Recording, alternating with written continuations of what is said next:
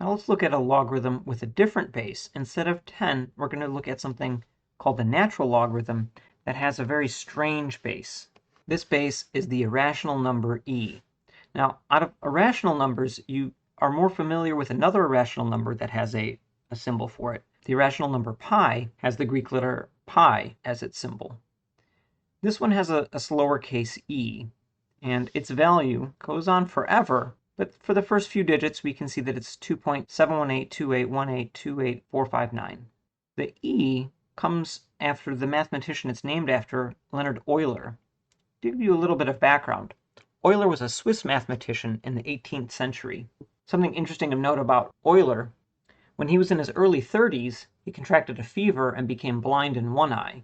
Now, when he was in his late 50s, he developed a cataract and became blind in his other eye. So he became totally blind. Now, I don't know if you've ever tried to do math with your eyes closed, but it's very difficult. However, Euler was such a prolific mathematician, and he was so skilled that it did not slow him down, and even after becoming completely blind, he published original research in mathematics at the rate of approximately 1 article per week. To give you a reference for that, modern mathematicians, when they're at their best, publish a paper every 6 months to a year. Okay, enough about Euler. Let's go ahead and look at the natural logarithm.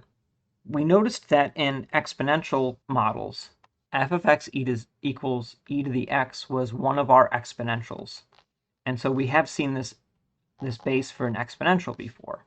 So now we're going to look at its mirror with logarithms, a log base e. Numbers with a lot of crazy decimals on them are inconvenient to write, but sometimes they work really well for describing natural phenomena. For example, if I want to look at the circumference of a circle, the number pi is very convenient, even though it's not very convenient to write. Likewise, the number e is useful in a lot of natural phenomena where we see constant growth, especially when the growth is as a percentage. For example, in population growths, where the population grows as a certain percentage over time. Or when we're looking at financial models and compound interest, where money grows at a constant percentage over time. Earlier we looked at the common logarithm that had a base of 10. So just looking at how to write logarithms, if I had a logarithm base b, we wrote that as log base b of whatever number a that we're talking about. When we had the common logarithm, we didn't write the base, we just wrote log, and then we wrote whatever number we're taking the log of. For the natural logarithm, we adopt a completely different notation. We are not going to write the base, but we also don't write log, we write an ln.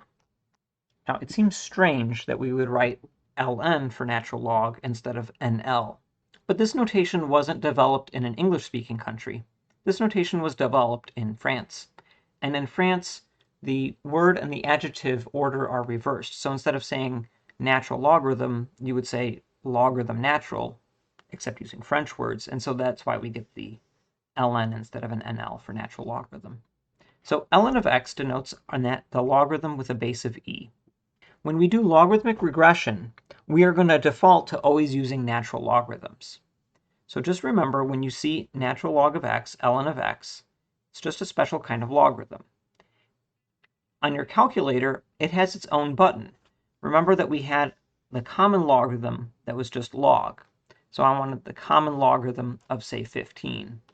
We had this log with a 1,5 on it. For the natural logarithm, ln, that has its own button on the calculator. And we'll have an ln. Again, the base isn't written. It's not necessary because we already know what it is. It's a base of e.